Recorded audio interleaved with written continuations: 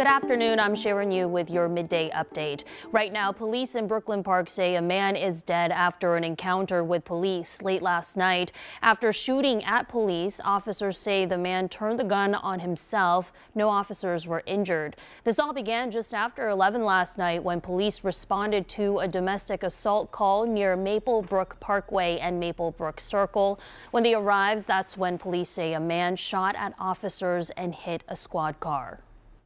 The officer is uninjured. He's a little shooken up, but doing well. This is not a common occurrence in this community, although it has happened before, unfortunately. But it is a very real danger whenever you're responding to domestic violence type of situation. You really don't know what you're walking into. Police tell us the victim of the domestic assault is safe and was not injured in the shooting.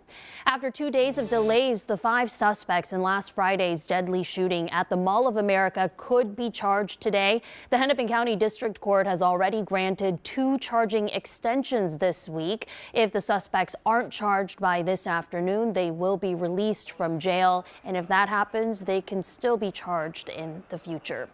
Now to a major development in a case we've been following for a few years. Attorney General Keith Ellison's office has charged a former Minneapolis police officer with assaulting a man during the civil unrest following George Floyd's murder. We have learned that former MPD officer Justin Stetson has not been employed with the department since August. Now he's charged with third-degree assault.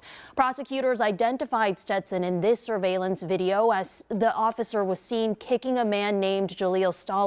The AG's office alleges Stetson kicked, punched, and slammed Stallings' head on the pavement. A law enforcement expert from the Attorney General's office found the actions were unreasonable and contrary to generally accepted police practice.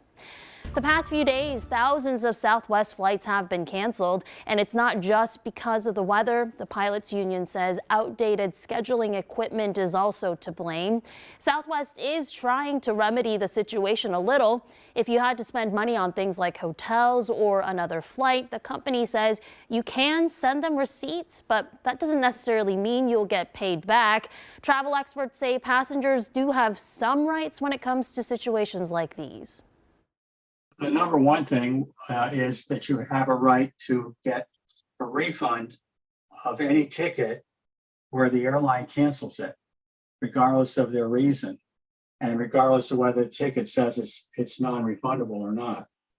If you are still traveling to and from the area, we have put together a list of information to track flight delays and road conditions, as well as give you the KARE 11 forecast. Text the word travel to 763-797-7215, and we will send you a link back.